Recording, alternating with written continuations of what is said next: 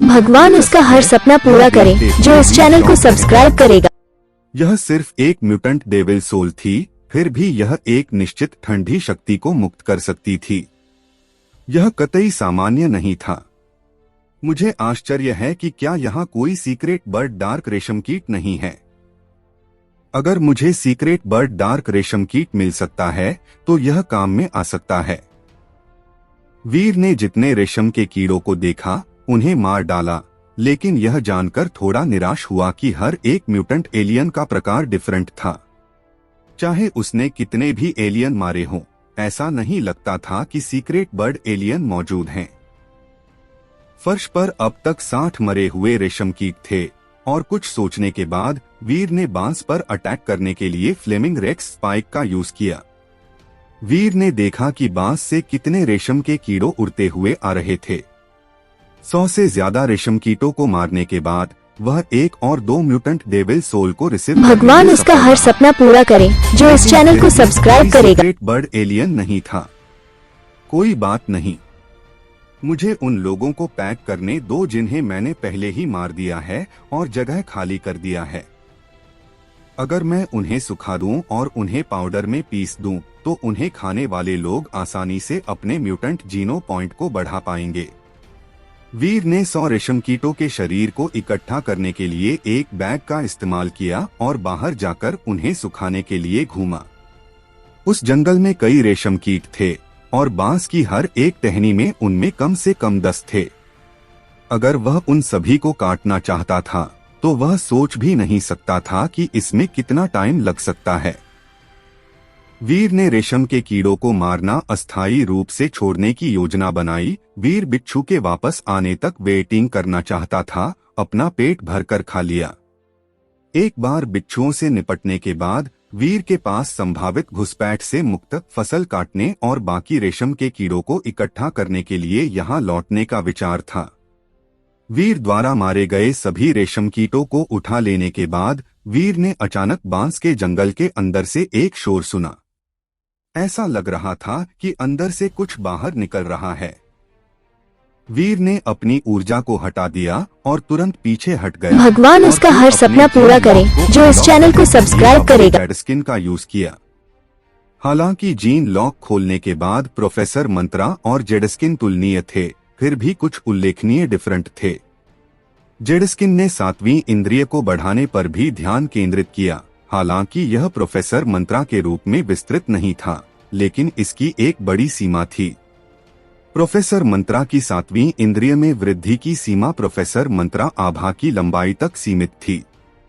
वीर ने सतर्कता के साथ बांस के जंगल को स्कैन किया, जैसे कि उसने गॉड मोड को सक्रिय कर दिया हो। अपनी इंद्रियों से वह यह निर्धारित करने में सक्षम था कि कोई चीज उसकी ओर तीव्र गति से आकर रही है। वर्तमान में यह 3 मील दूर था, लेकिन वह दूरी तेजी से बंद होना निश्चित था। वीर इसके अनुमानित आकार को समझ सकता था और उसने अनुमान लगाया कि यह एक औसत घरेलू बिल्ली के आकार के आसपास था। उसका आकार गोलाकार था, जैसे उसने अभी अभी काटा था। जो नहीं था वह धीमा था। उक्त बग के विपरीत जो उसकी ओर आ रहा था वह बहुत तेज था। पागल खरगोश की तरह वह दौड़ता हुआ आया। क्या यह एक सीक्रेट बर्ड वाला काला रेशम का कीड़ा है? यह सोचकर वीर काफी खुश हुआ। जैसे जैसे टाइम बीतता गया, अदृश्य खतरे ने उनके बीच की खाई को बंद कर दिया। जब यह सामने आया तो वीर आखिरकार यह देखने में सक्षम हो गया कि यह एक बहुत बड़ा ग्रब था। उसका शरीर बर्फ की तरह चमक रहा था। एक ठंडी आभा ने इसे घेर लिया और इसके मद्देनजर बर्फ का एक निशान छोड़ दिया। वीर ने अपने जीन लॉक को प्रोफेसर मंत्रा में बदल दिया और बर्फीले शैतान के बारे में पढ़ा जो उसके पास आया था। भगवान उसका हर सपना पूरा करे जो इस चैनल को सब्सक्राइब करेगा। वास्तव में सबसे अधिक संभावना एक सीक्रेट बर्ड वर्ग रेशम कीट थी। वीर के दिल में खुशी ने जड़ जमा ली थी और इसलिए उसने अपने मोर क्रॉसबो को फिर से रिसीव किया और उसे एक जेड स्टील बोल्ट से लोड किया। उसने बांस के जंगल पर निशाना साधा और जब वह काफी करीब होता तो वह ट्रिगर खींच लेता और तेजी से उसका जीवन समाप्त कर देता। किसी भी चीज से अधिक वह यह देखना चाहता था कि क्या इससे कोई डेविल सोल रिसीव की जा सकती है। जैसे जैसे वीर और बर्फ के रेशम कीट के बीच की दूरी छोटी होती गई, वैसे वैसे वीर को लगने लगा कि कुछ ठीक नहीं है। वह जितना करीब आया, रेशम के कीड़ों की जीवन शक्ति उतनी ही मजबूत होती गई। यह जल्द ही किसी भी सीक्रेट बर्ड एलियन के माप को पार कर गया जिससे उसने पहले निपटा था। क्या यह एक सुपर एलियन है? वीर का चेहरा बदल गया। अधिक सटीक पठन रिसीव करने के लिए उन्होंने इसे कई बार स्कैन किया, लेकिन इसने उन्हें हमेशा की तरह हैरान कर दिया। यह निश्चित रूप से एक सुपर एलियन नहीं था। निडर सीक्रेट भगवान उसका हर सपना पूरा करे जो इस चैनल को सब्सक्राइब करेगा। वह जंगल में निडर सीक्रेट बर्ड एलियन का शायद ही कभी सामना करता था, इसलिए वह यहाँ सभी स्थानों में से एक की खोज पर आश्चर्यचकित था। बर्फ के रेशम कीट को करीब आते देख वह अब वीर के 1000 मीटर के दायरे में आ गया था। उसने अपने मोर क्रॉसबो पर ध्यान केंद्रित किया, लेकिन फिर बांस के जंगल से और आवाजें सुनी। सरसराहट, सरसराहट। अब ऐसा लग रहा था कि एलियन का एक पूरा ग्रुप जंगल से होकर भाग रहा हो। इस पर वीर का चेहरा बदल गया। अब वह बांस की लकड़ियों में कहीं से बड़ी संख्या में बर्फीले रेशम के कीड़ों को निकलते हुए देख रहा था। शुरुआती मिलान से वह उनमें से 100 को गिनने में सफल रहा। इम्पॉसिबल। एक ही स्थान पर इतने निडर पवित्र खून वाले एलियन कैसे हो सकते हैं? वीर सही ही चौंक गया था। वे उसे डरा नहीं, क्योंकि वह जानता था कि वे उसके लिए कोई मुकाबला नहीं कर रहे थे। उसने सोचा कि उनमें से संख्या डरावनी थी। वीर 1 दर्जन सीक्रेट बर्ड एलियनों की उपस्थिति को स्वीकार कर सकता था, लेकिन निडर सीक्रेट बर्ड एलियन कहीं अधिक दुर्लभ थे। सीक्रेट बर्ड से निडर सीक्रेट बर्ड का अनुपात कहीं 101 के बॉलपार्क में था। लेकिन अब निडर सीक्रेट बर्ड एलियन एक विशाल ग्रुप के रूप में उभर रहे थे।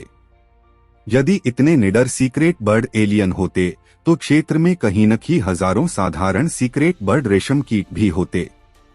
फिर भी ऐसी घटना को इम्पॉसिबल होना ही था। वह वर्तमान में भगवान उसका हर सपना पूरा करे जो इस चैनल को सब्सक्राइब करेगा। सीक्रेट बर्ड वाले एलियन से अधिक मजबूत थे।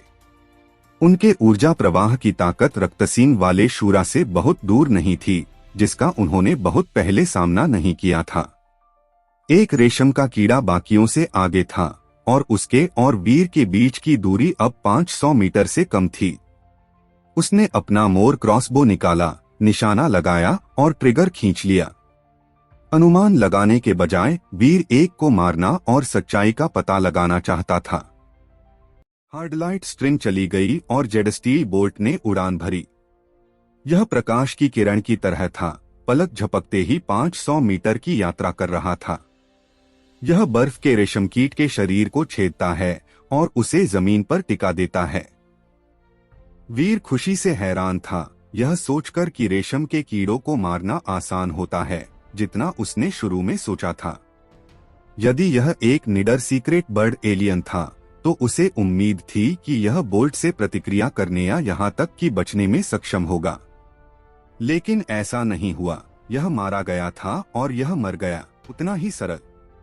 म्यूटेंट एलियन मारा गया। डार्क रेशम कीट, आपको कोई भी डेविल सोल प्राप्त नहीं हुई है। म्यूटेंट जीनो पॉइंट लिए इसके मांस का उपभोग करें 0 से 10 तक। वीर अचानक अपने जबड़े के साथ जम गया। वह काफी टाइम से ऐसा ही था। यह सही नहीं है, यह सही नहीं हो सकता। यह एक म्यूटेंट रेशम कीट कैसे हो सकता है? एक म्यूटेंट वर्ग के एलियन के पास इतनी उच्च जीवन शक्ति कैसे हो सकती है? वीर को विश्वास नहीं हो रहा था कि मोटा बर्फ का रेशम कीट वही एलियन है जो पहले डार्क सिल्कवर्म था। लेकिन उनके दिमाग में यह घोषणा गलत नहीं हो सकती थी। यह उस दुनिया का एक नियम था जिसमें वह रहता था। अगर उसने कहा कि उसने एक म्यूटेंट एलियन को मार डाला तो उसने वास्तव में एक म्यूटेंट एलियन को मार डाला। अधिक से अधिक रेशम के कीड़ों को आते देख वीर उन सभी को मारने के लिए आगे दौड़ा। वे म्यूटेंट श्रेणी के गहरे रेशम के कीड़ों के समान थे, जिन्हें उसने पहले बांस की टहनियों के अंदर और बाहर मारा था। वीर हैरान था और अभी तक यह नहीं सोच पा रहा था कि उनके शरीर इतने अलग क्यों होंगे। उनके शरीर में जीवन शक्ति कहीं अधिक मजबूत थी और कोई स्पष्ट कारण नहीं था कि इन म्यूटेंट एलियनों में इतनी ताकत क्यों हो सकती है। यह सही नहीं है। यह वास्तव में सही नहीं है। यह अजीब है। यह पागल है। ये चीजें अजीब हैं। बांस के अंदर रेशम के कीड़े भी बर्फ में सांस कैसे ले सकते हैं? सीक्रेट बर्ड वाले एलियन भी ऐसा कुछ नहीं कर सकते हैं। इन छोटी बर्फीली बूंदों को प्रभावित करने वाली एक बाहरी शक्ति होनी चाहिए जिसके बारे में मुझे अभी तक पता नहीं चला है। जो कुछ भी है यह उन्हें भयावह ताकत से भर रहा है। वीर ने उन 100 बड़े रेशम कीटों को मार डाला जो पास आए और एक अतिरिक्त डेविल सोल रिसीव करने में सफल रहे।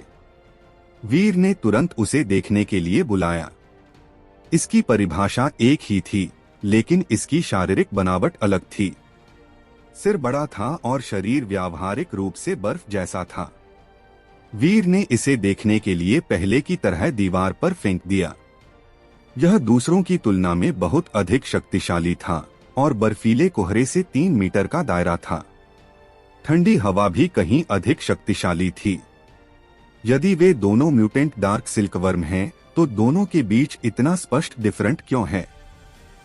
अगर मैंने पहले बच्चों को मार डाला और अभी परिपक्व लोगों को मार डाला, तो यह मुझे अभी रिसीव हुई डेविल सोल को प्रभावित नहीं करना चाहिए।